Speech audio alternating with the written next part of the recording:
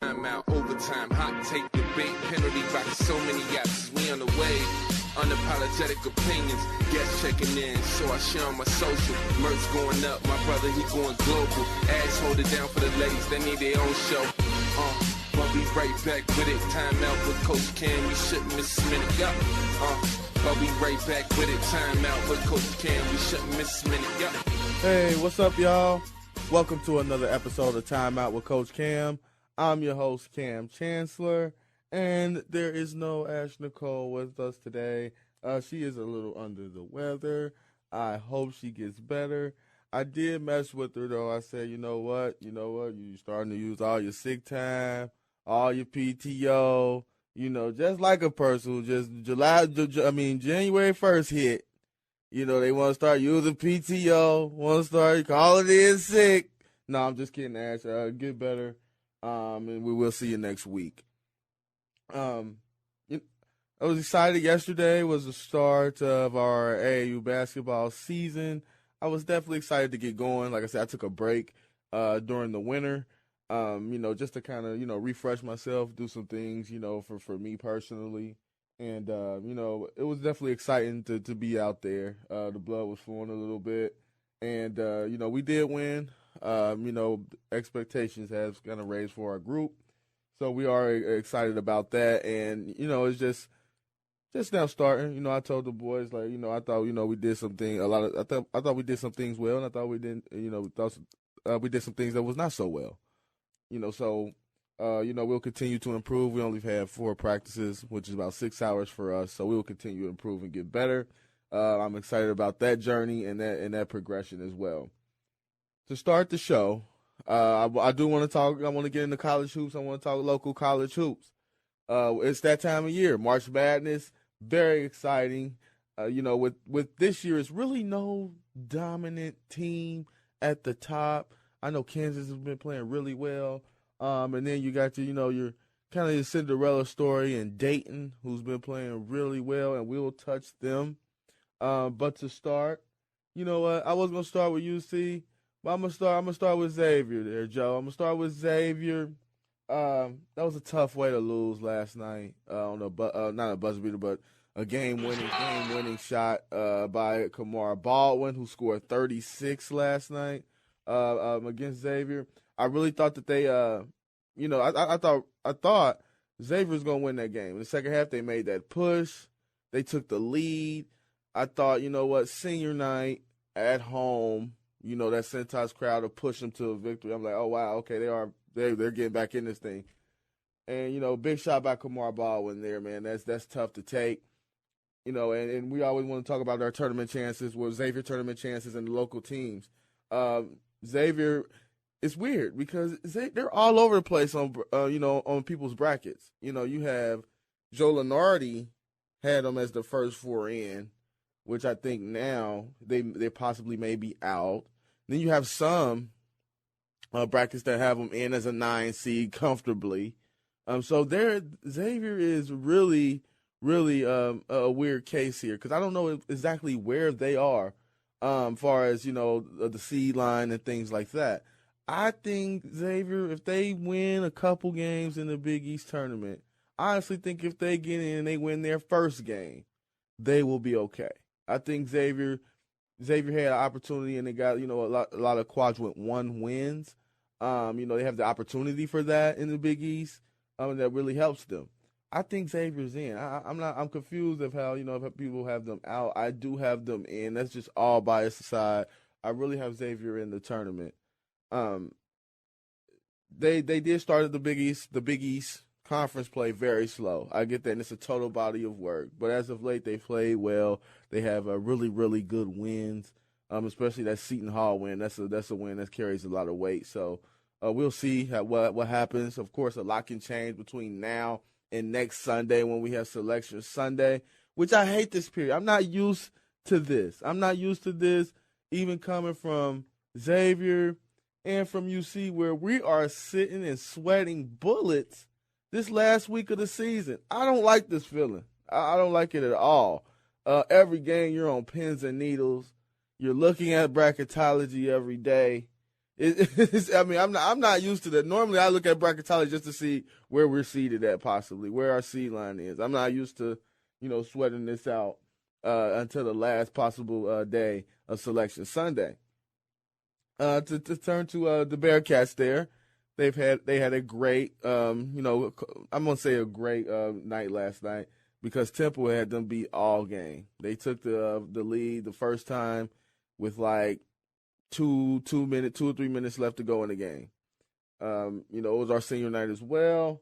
Jaron Cumberland came back from injury, had 20 points, 7 rebounds, 7 assists, played pretty well there. Trayvon Scott had a rough night, but he always going to bring other things to the table. He had 11 rebounds, 4 assists, and then scored the tip in the game winner, for the Bearcats. That pushes them to 20-10. That's another 20-win season for them.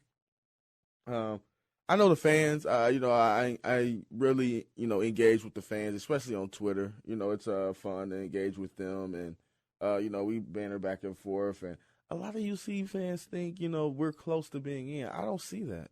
I don't care what these bracketology people think. They be off too. And just me being realistic, I don't see us. Right now, the guy says the first 4 out.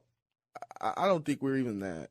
I think losses that really, really stung us earlier in the season, as far as losing to some toothpaste, Colgate, you can't lose to them.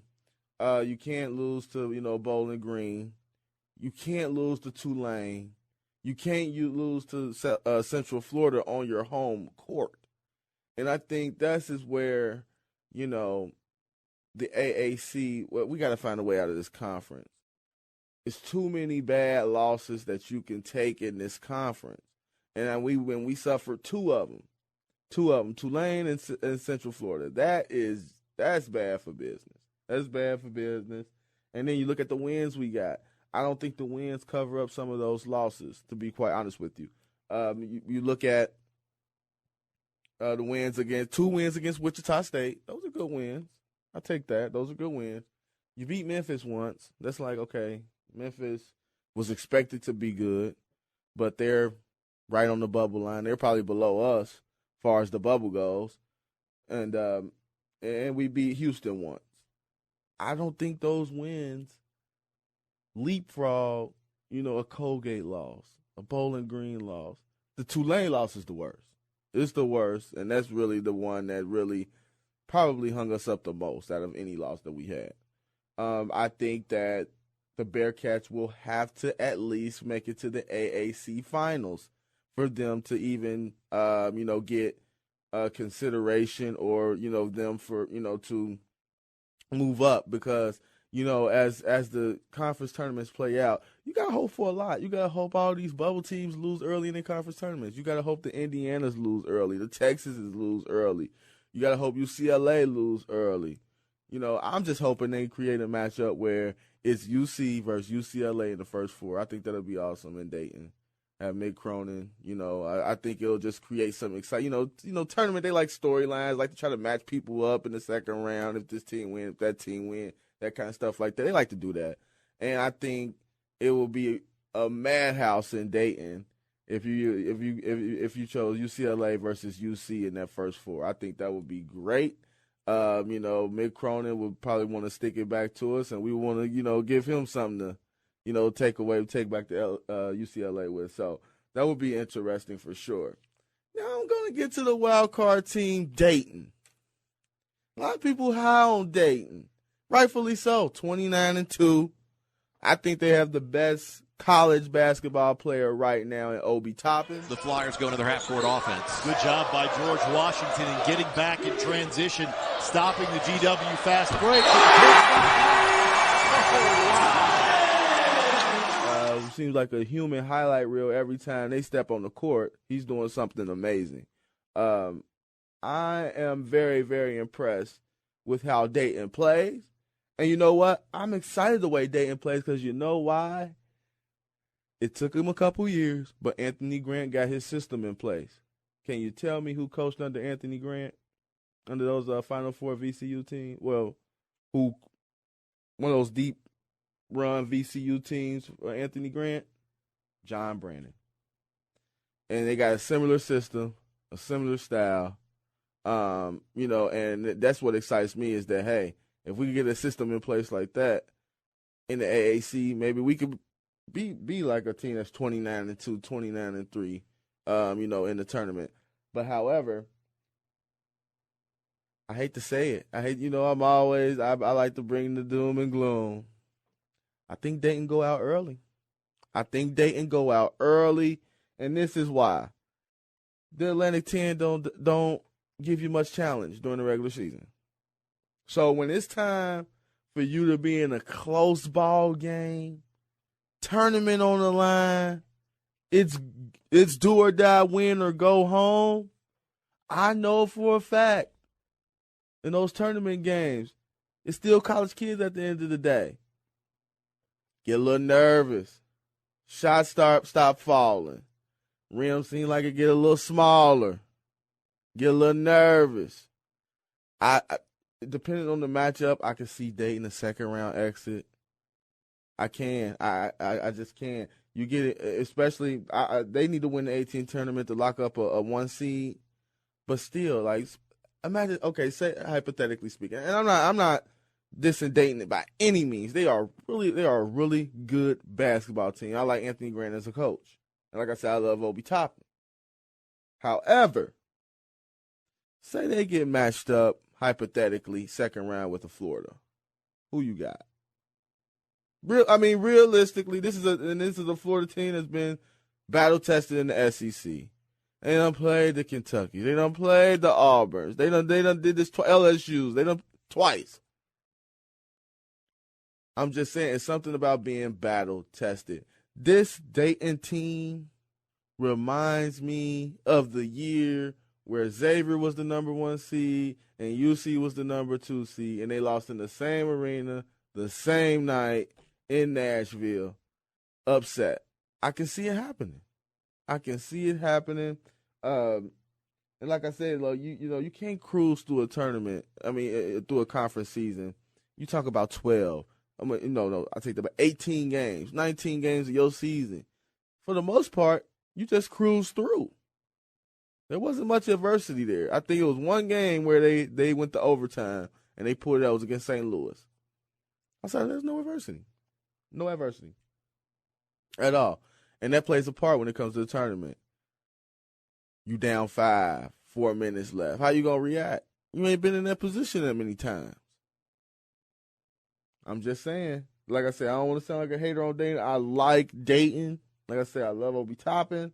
I just don't know about the tournament, as far as them advancing to the second weekend. It concerns me.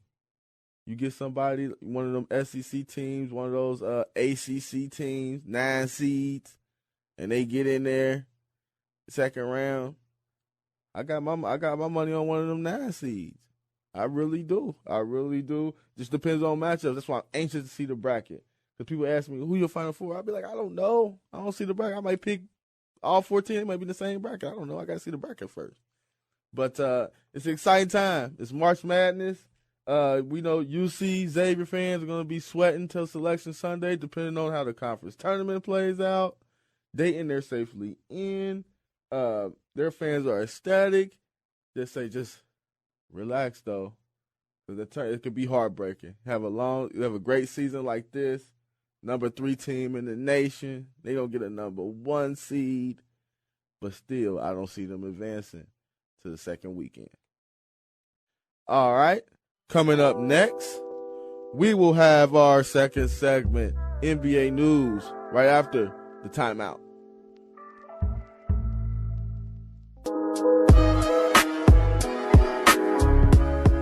Are you listening to Time Out with Coach Cam? Like what you hear? UC legend Mel Lovett loves listening to Coach Cam. Why not sponsor the hot local sports talk podcast, Time Out with Coach Cam? Contact Cam or Joe Strecker Productions on Facebook for sponsorship opportunities.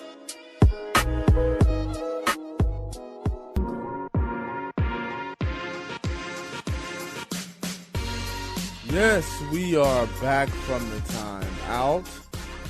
And I wanted to speak about the NBA, what's going on right now, because we are really, really, really into to basketball season. We have, college basketball going on. We got the NBA going on. So, I mean, this is, we're definitely going to be talking heavy about basketball here these next few shows. Now,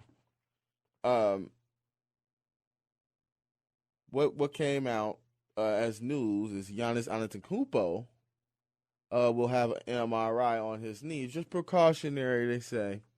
After Friday's night's game against the Lakers, in which they dropped the knee. You never want to hear this. You never want to hear this. From especially from a team, where they rely so much on their superstar. Friday was kind of eye-opening to me. I do have the Bucks going to the NBA Finals. However, that supporting cast must help. It must help. The game slowed down in the postseason. They put that wall up around Giannis, and other guys got to be able to make shots. Got to be able to make shots. Chris Middleton, got to step it up. I know he was shooting. He was part of the 50-40-90 club a few weeks ago. His play just dropped a little bit. I think that's taking him out of that. But Chris Middleton has to step up for them. Eric Bledsoe has to step up for them. I mean, those are the two guys that have to step up. I mean, Brook Lopez, he gonna give you something. Their bench is solid, but they need that second alpha male to step up, and it has to be Chris Middleton. It has to be Chris Middleton. When Giannis kick it out to him, he has to make open shots. He has to. And that's what happened last year in the Eastern Conference Finals. Kawhi was D'ing up, and they put when he drive in, it'll be 2-3 guys standing there. They kick it out, brick. That concerns me a bit about my Milwaukee Bucks pick, because a team like Boston, who can have 4 guys who can get you 20 to 25 points on any given night.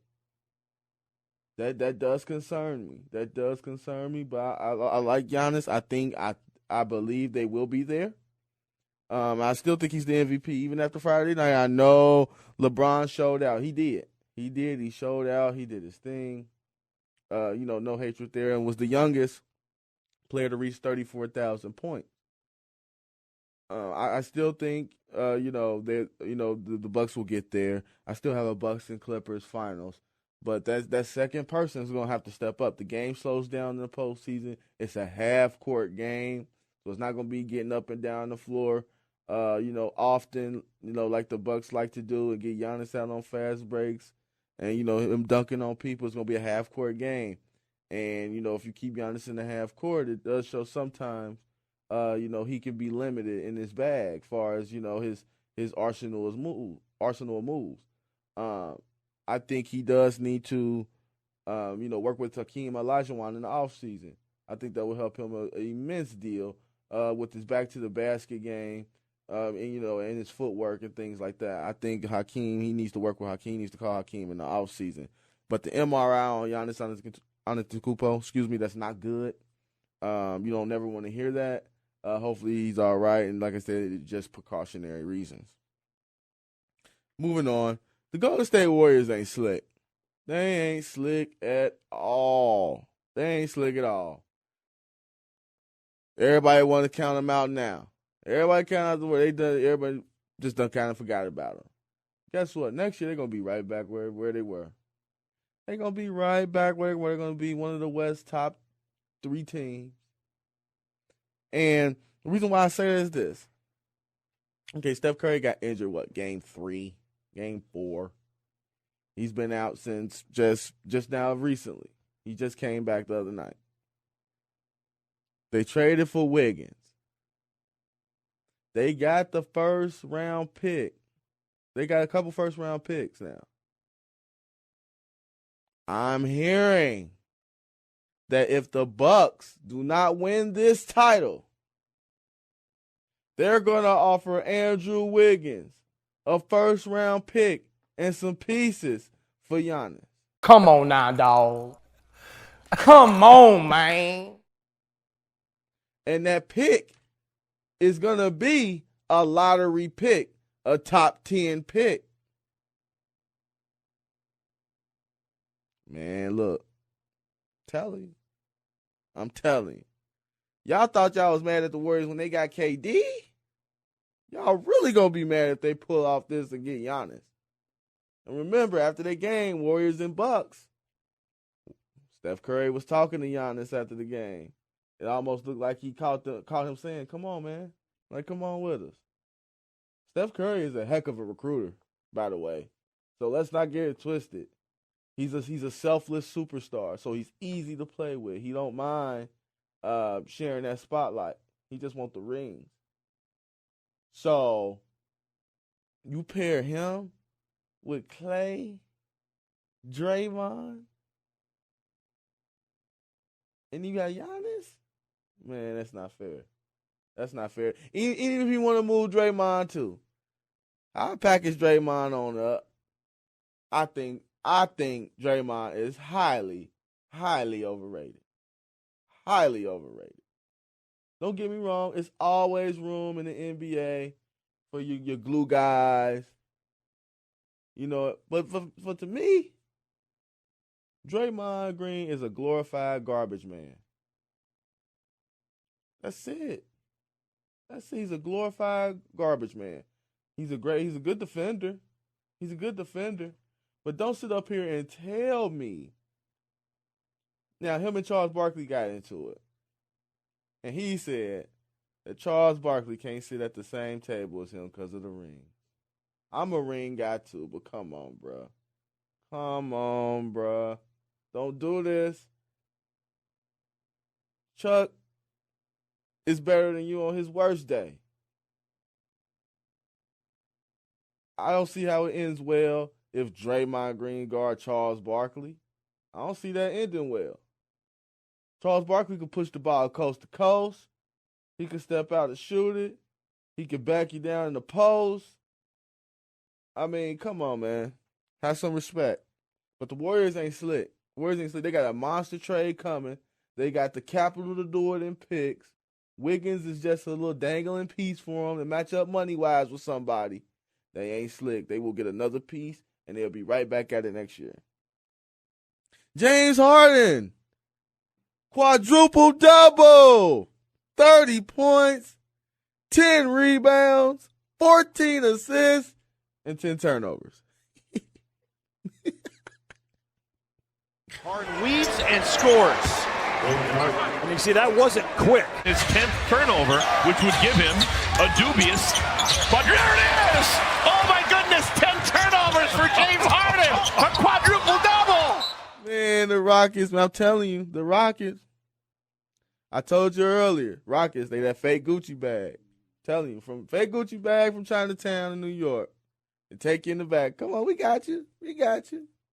By the time you get back from Cincinnati, the cherry fade off the Dooney and Burke, off the Louis Vuitton fade a little bit, the V a little chapped.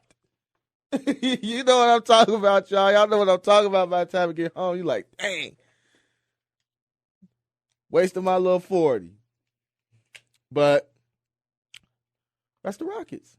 Rockets, that fake Gucci bag. You can fool a lot of people, but you can't fool the real ones because they know what it look like. You'll probably fool about 80% of the mass, but that 20%, they're going to be like, nah, bro, that's fake. That ain't it. That ain't it. And that's how I feel about the Rockets. That's exactly how I feel about the Rockets. They traded, got that small ball. They was balling at first. Oh, the small ball. Maybe the small ball working. Oh, it's not working. It's just something different. It's something new. It's fresh. So people buy into it. Play a little harder. Rockets now lose 3 straight. Clippers embarrassed them the other night. And it just goes to show you, when the game slow down, half court, once again, game slow down, you just can't rely on jacking 43s, man. It's ridiculous. But this D'Antoni, he won't change. He's stubborn. So they only get so far. They will only get so far. I think right now they are the 5 seed, the Rockets. They were just around the 2. and dropped to the 5, which is kind of good for them because they will match up with the Jazz first round. They always just tear the Jazz up. But then again, that small ball, I don't know. We'll see. Maybe it's different. But and also, if you the Rockets, you want to get to that 2 or 3 seed. Do you want to play the Clippers in the second round? No. You're going home about 5 or 6. So, I know Westbrook didn't play last night, and he's been really the driving force of this team as of late. And I know I give Russ a lot of slack. I gave him a lot of slack for years. But he's doing what I finally asked him to do. Stop shooting them threes. He stopped shooting the threes, his efficiency done rolls up. You don't have to shoot threes. He can get to the paint at will. He can get that mid-range at will. Stay within the comfort of the game, of his game. And he's playing much better. I'll have nothing negative to say about Russ. James Harden, the one that's been stinking it up. He's been the one stinking it up. 10 turnovers. Come on, man. Gotta take care of the ball better than that, especially with Russ out. But they dropped another one, lost to the Hornets. I mean, even without Westbrook, you can't lose to the Hornets. Just a bad loss, and it's the regular season. You got time to get it together, but you hate to see these kind of losses from the Houston Rockets. I'm on to say this. I know nobody played last night. I know Embiid hurt. I know Simmons hurt. Josh Richardson hurt. They hampered by the injury bug. 76ers need to blow this up. They need to blow it up. They need to blow it up right now. All season happened. They're not going to win anything. And they need to blow it up when it happens. Now, I understand Philly's main thing is,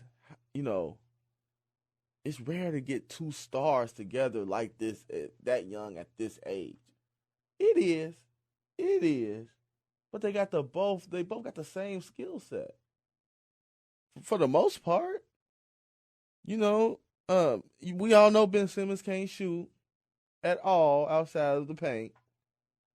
So essentially, he's basically a post player. You got Embiid who want to get the ball on the block. But you can't stand Simmons on the perimeter. His man going to sag off so deep, so far for help. That cramped space. I did not know where the Al Horford signing fit. I didn't understand that at all. I didn't understand that. I didn't understand Joel Embiid and Al Horford together at all.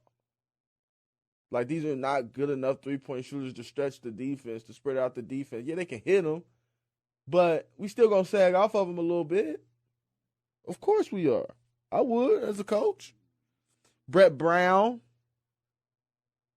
I like what he's done throughout the whole process. It might be time for him. Might be time for Brett Brown as well. But Brett Brown sounds just as frustrated with Ben Simmons as most of us. When they asked him why don't he shoot, he said, I don't know, man. I don't know why he don't shoot. Don't ask me, ask him. I mean, it's just something where, I'm not saying he didn't work. He hasn't worked on it.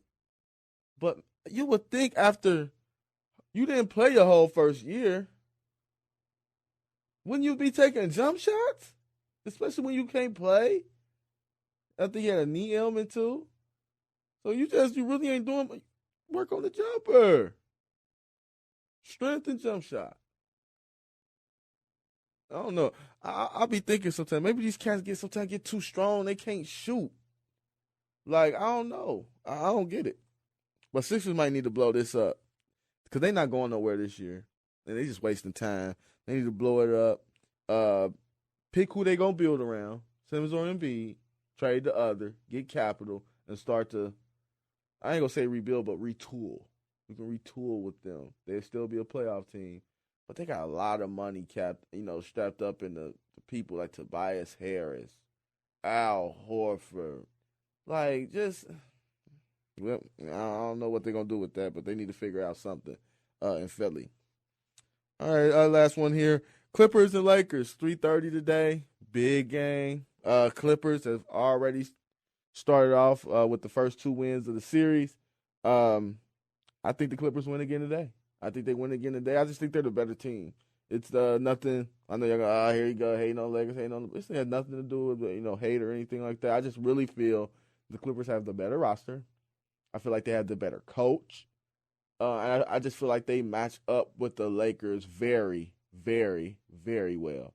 Because if you look at it, the main thing is in the series, you want to throw as many bodies as you can on LeBron James. That's the catalyst.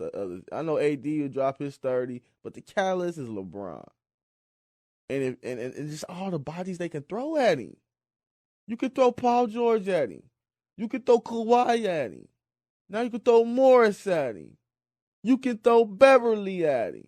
And Beverly was the one that made the game-clinching defensive play the last time on Christmas. All that starts to wear on you throughout the game. And imagine a series. I think the Clippers are a better team. I think they win today. And we got to think about this. Paul George and Kawhi Leonard, when they play together, they're 13-0. They haven't lost. I know they haven't played together much, but when they do, they win. And that's something to be said for that. And when they full go, and I said this earlier in the year, when they full go, they're going to be hard to beat just because of the defensive prowess. And, they just got options. If you look on offense, they just got options. Of course, Kawhi going to do his thing. Paul George working his way back from the shoulder.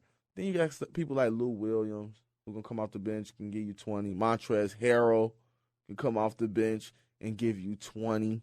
And you got cats that can, spot up and shoot like Shamet and other guys. They just got a lot of pieces, and Morris Senior now is added. So this is that's a tough team, a deep team. They just signed Joakim Noah. Yes, they signed anybody. I think if you had some type of animosity towards LeBron, they signed him. Joakim Noah, I'm like, why? But hey, you know what?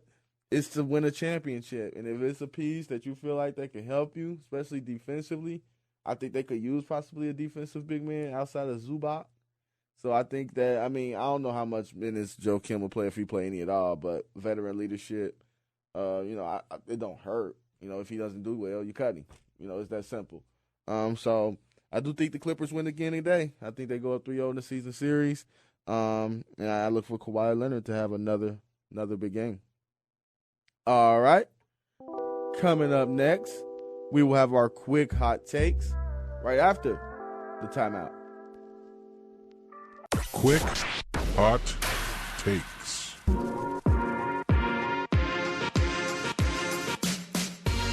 Yes, we are back with our quick hot takes. And before we get started on our quick hot take, I just gotta ask a question. It just popped up in my mind. How the heck wasn't Obi Toppin recruited by more schools than this? It just goes to show you that how you can miss through the recruiting process. Obi Toppin could play on any team, any country. Doesn't matter. How does he end up at Dayton? That's just a head scratcher to me.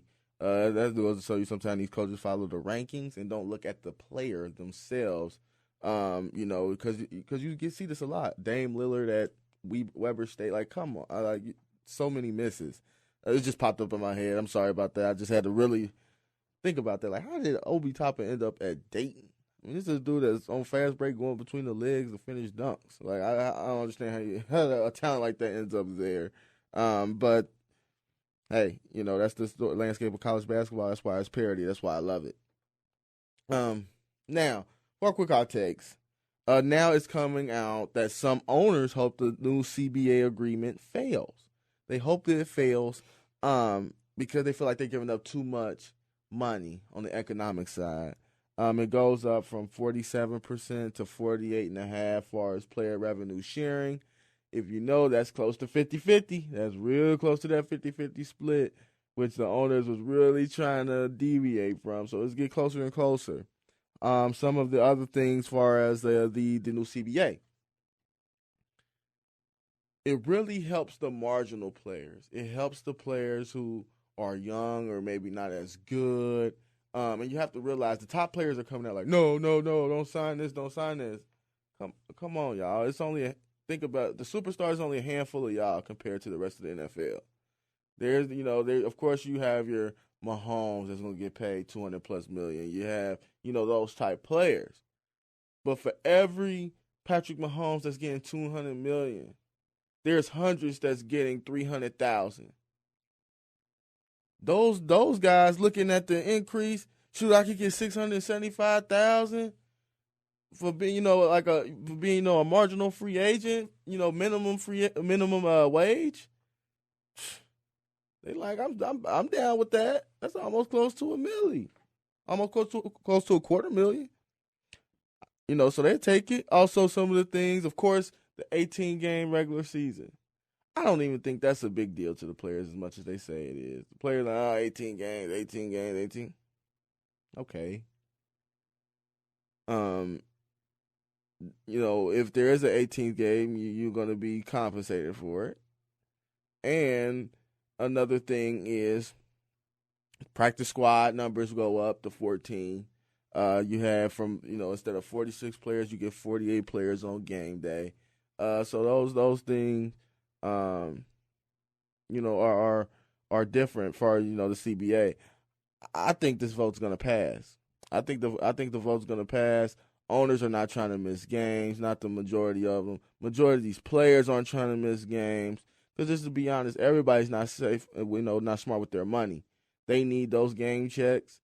And I don't see, it got close in the last CBA agreement. It got close. We missed some training camp time and things like that. But overall, they didn't miss no games. And that was and the negotiation was in a way worse shape than it is now. I think that does pass. I don't think we will miss any games, moving forward. I do think they find somewhere to come in between the middle ground and get this done. Defensive tackle for the New York Jets, Quinnen Williams, got arrested with the gun at the LaGuardia Airport. I don't know why people want to mess with New York. I don't get it. They got one of the one of the most strict gun laws in the United States. But yeah, people want to keep trying to bring guns without a permit. His permit was in Alabama. Come on, why you ain't got your permit on you? Just silly, man. Just silly nonsense. Like I said, I don't think he'll get in deep trouble for this. It's really, I'm not gonna say it's petty. It's just stupid. It's just not smart. Dude, I can tell you right now, TSA, New York, they don't care about who you are.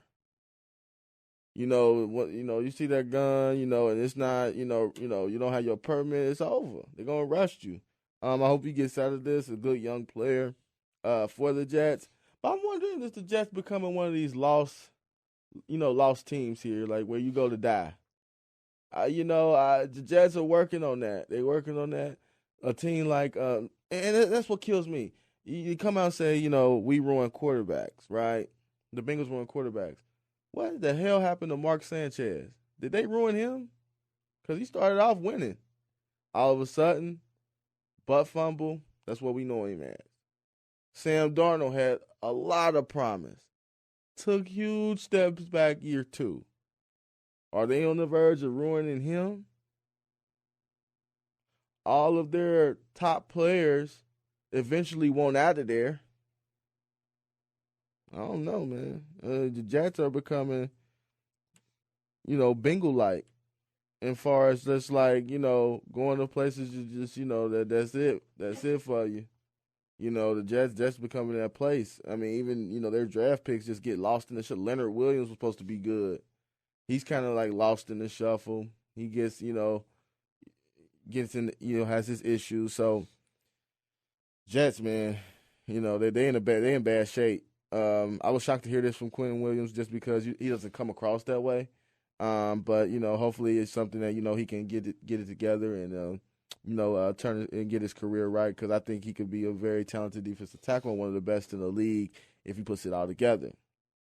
One thing I didn't understand: Redskins now let Trent Williams seek a trade. After all this time during you let this man sit there and rot and then not pay him. Now, you think Mike Brown foul? Daniel Snyder is another level of disrespectful. That's why Washington won't win anything. They won't win anything as well. Like, you can't treat a guy like Trent Williams who's been with your who's been with your organizations from day one. He's been an all-pro player. He's been a Pro Bowl player. Then it came out that, he had a little cyst on his brain. And y'all treat him like that. And y'all use that, not the pain. That is just dirty. That is beyond foul. I'm glad that they allowed him to seek a trade. Hello, Bengals, get on the damn phone. He's only going to be worth probably a 5th rounder. It's going to make me mad because it's going to be a team that's this close. Going to pull that trigger, going for a 4th or 5th for him, and they're going to get a nice tackle. Why can't we offer a 4th and a 5th? Get Trent Williams. Make it easier on Jonah. Move him to right. Get Bobby Hart the hell out of there. He's terrible. Yes, he played good the final 3-4 games of the season. Yes, he did. I'm not taking that away from Bobby Hart. He played good the final quarter of the season. But you can't carry that over. You cannot bring that back as your right tackle. Not Bobby. You cannot. You cannot. If you're serious about winning football games, Bobby Hart is not on your starting offensive line anywhere. He could be a good swing tackle. Tackle eligible, run downs, something like that.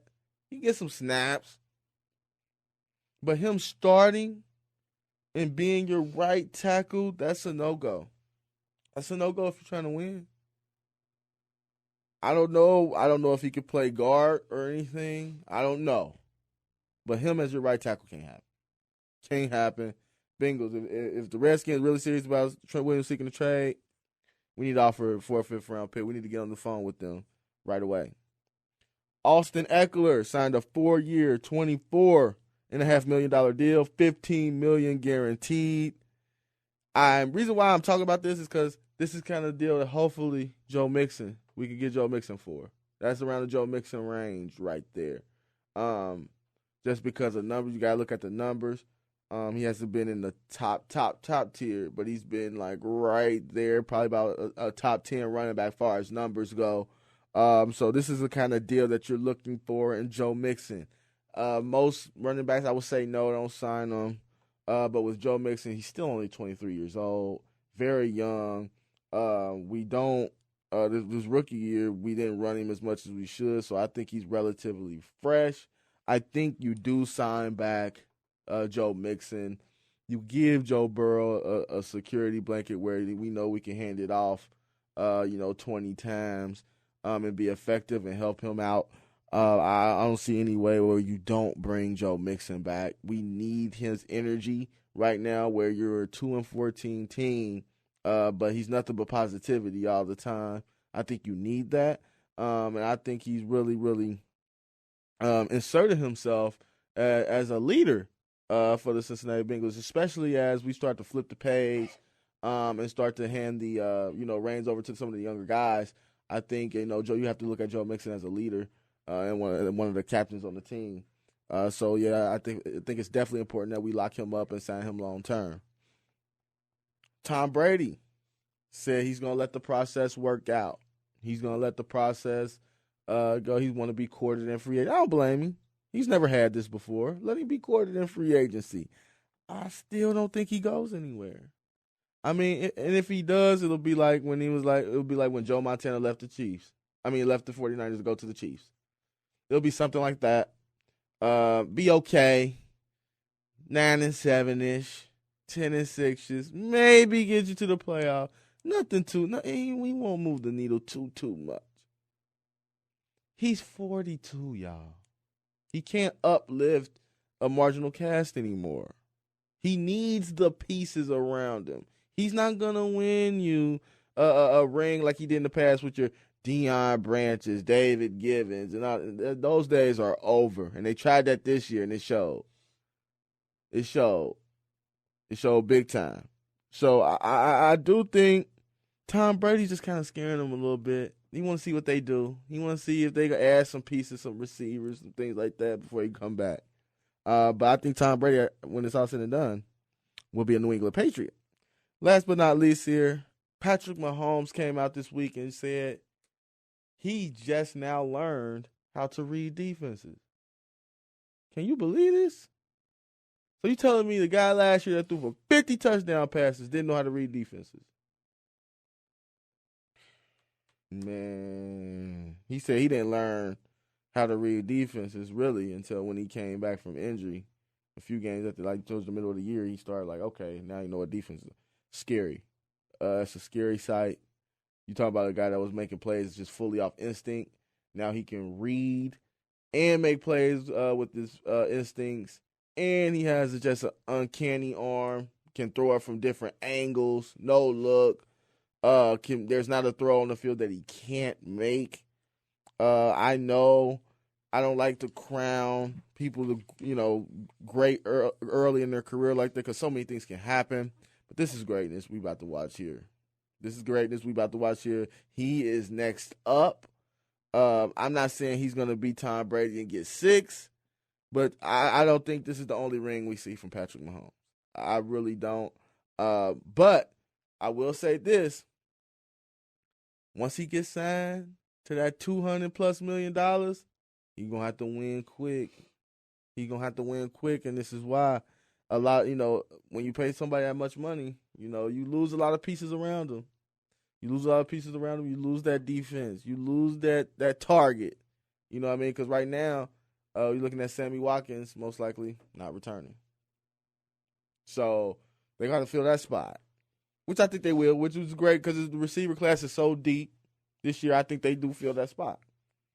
But, you got to look at that. But Patrick Mahomes, man, him, Tyreek Hill, Travis Kelce, they all sold up for some years. I think they win another one within the next 3 years. I'm not saying they win multiple, but I say they win one more at least. And I think he got more MVPs in him. So Patrick Mahomes is definitely a special talent. And for him just now saying he's just not reading defenses is very, very scary for the NFL. All right. That's it. It's another episode of Time Out with Coach Cam. It's been real. We out.